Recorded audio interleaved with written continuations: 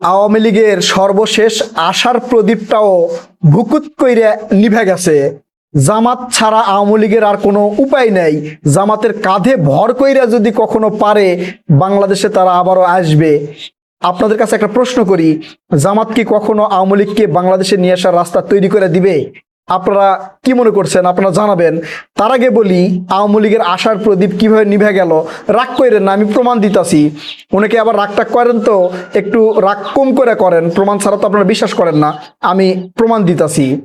এই 5 আগস্টে যখন আওয়ামী লীগের আন্ডা বাচ্চা কাচ্চা সবাই মিলে পালায়ে গেল, আওয়ামী লীগের মা শেখ হাসিনা বাংলাদেশে আওয়ামী লীগের এতিম পোলাপানদের রাইখা ইন্ডিয়ায় চলে গেল, দাদা বাবুদের দেশে, মুদির কাছে চলে গেল।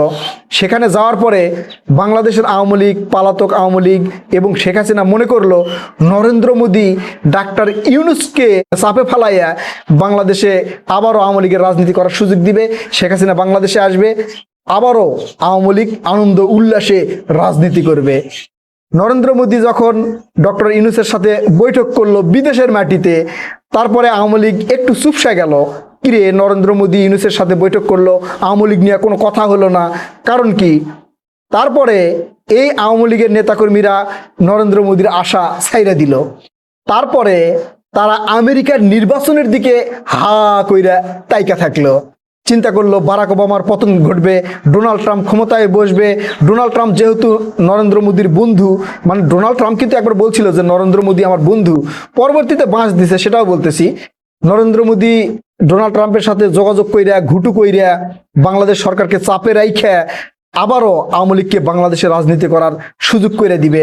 তাই ডোনাল্ড ট্রাম্প যখন বিজয়ী হলো, আওয়ামী লীগের নেতাকর্মীরা তখন মিষ্টি বিতরণ করলো, একবারে রসগোল্লা বিতরণ করলো। এই তো সুযোগ হয়েছে, এখন আওয়ামী লীগ আবারও বাংলাদেশে ঢুকবে, রাজনীতি করবে।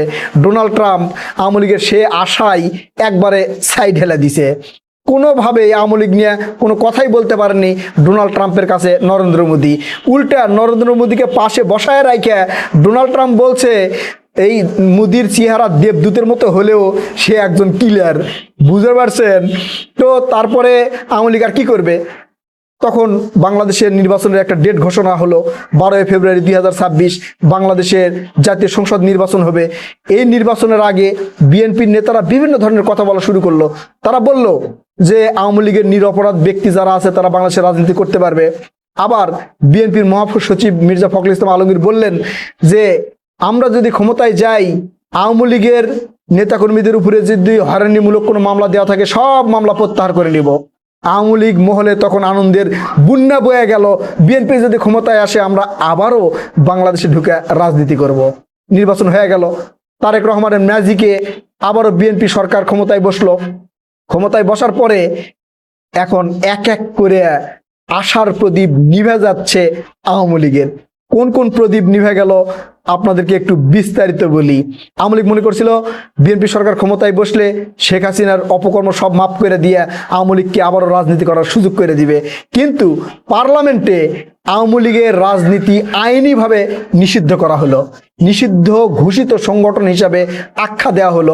যদিও এইটা করে গেছিল ডক্টর ইউনূসের সরকার, তারপরে সেটা আইনে বাস্তবায়ন করছে বিএনপি সরকার। আওয়ামী লীগের প্রথম আশার প্রদীপ একবারে নিভে গেল। বিএনপি সরকারের উপর যে ভরসা করছিল সেইটাও শেষ। প্রথমে আশার প্রদীপ নিভে গেছে নরেন্দ্র মোদীর উপর ভর কইরা, দ্বিতীয়ত ডোনাল্ড ট্রাম্প ক্ষমতায় আসবে তখন। এরপরে বিএনপি সরকার সেই জায়গায় একবারে ফাইনাল পেরেক মেরে দিছে, আর আসতে পারবে না। এরপরে স্বরাষ্ট্রমন্ত্রীকে সাংবাদিকেরা প্রশ্ন করলেন যে আওয়ামী লীগ বিষয়ে আপনার মতামত কি, আওয়ামী লীগের প্রতিষ্ঠা বার্ষিকী বিষয়ে আপনার মতামত কি? তখন স্বরাষ্ট্রমন্ত্রী বললেন, আবার বলেন প্রশ্নটা।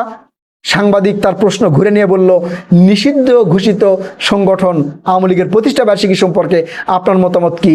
স্বরাষ্ট্রমন্ত্রী সালাউদ্দিন আহমেদ তিনি বললেন যে আওয়ামী লীগ নামের কোনো সংগঠন নাই। চিন্তা করেন, আওয়ামী লীগ নামের কোনো সংগঠনই নাই, তারা নিষিদ্ধ ঘোষিত সংগঠন। শেষ, আওয়ামী লীগ সেখানে আবার শেষ হয়ে গেল। এরপরে একের পর এক তথ্য দেওয়া শুরু করলো সরকারের পক্ষ থেকে। আজকে এই যে তথ্য উপদেষ্টা ডক্টর জাহিদুর রহমান তিনি বলছেন যে শেখ হাসিনার যেগুলো এআই দিয়ে অডিও মডিও প্রকাশ হয় সেগুলো আবার গণমাধ্যমে প্রকাশ হয়, এগুলো নিষেধাজ্ঞা রয়েছে, মহামান্য হাইকোর্টের নিষেধাজ্ঞা রয়েছে। তারপরে যদি করে তাহলে সরকার এই বিষয়ে ভাবা দেখবে। তার মানে আওয়ামী লীগ যে কথা বলবে সেটা পর্যন্ত এই সরকার বন্ধ করে দিবে। বুঝতে পারছেন আওয়ামী লীগের আশার প্রদীপ কোন জায়গায় নিভে যাচ্ছে। এরপরে ডক্টর জাহিদুর রহমান আরো গুরুত্বপূর্ণ কথা বলছেন। তিনি বলছেন যে আওয়ামী লীগের রাজনীতি বাংলাদেশে করতে দেওয়া হবে না, এবং বেনামেও যদি আওয়ামী লীগ কোনো কার্যক্রম করে সেটাও করতে দেওয়া হবে না। আমি তো মনে করছিলাম যে যদি আওয়ামী লীগের যে সকল নেতাকর্মী বাংলাদেশে আছে তারা একত্রিত হইয়া নতুন একটা রাজনৈতিক দলের নাম দিয়ে তারা রাজনীতি করবে, সেটাতেও পেরেক মাইরা দিছে ডক্টর জাহিদুর রহমান। বলছে বেনামেও সংগঠন পরিচালনা করতে পারবে না। বুঝতে পারছেন আওয়ামী লীগের যত আশার প্রদীপ ছিল সেগুলো পুরাটাই নিভে গেছে, একটুও বাকি নেই। এখন যে প্রদীপটা আছে সেইটাও গঙ্গার জলে হাবুডুবু খাচ্ছে। প্রদীপটা কোনটা জানেন? হ্যাঁ, প্রদীপটা হচ্ছে আওয়ামী লীগের নেতাকর্মীরা চিন্তা করতেছে যে যদি শেখ হাসিনা কোনোদিন ফিরে আসে, শেখ হাসিনা ফিরে আসবে কিভাবে? শেখ হাসিনা তো আল্লাহ তাআলার কাছে চলে গেছে। আমি মেলাগুলো প্রশ্ন করছিলাম বিভিন্ন ভিডিওতে, আপনাদেরকে যুক্তি প্রমাণ দিয়ে বুঝাই দিছি যে শেখ হাসিনা আর নাই, আল্লাহ তাআলা শেখ হাসিনাকে নিয়ে গেছে।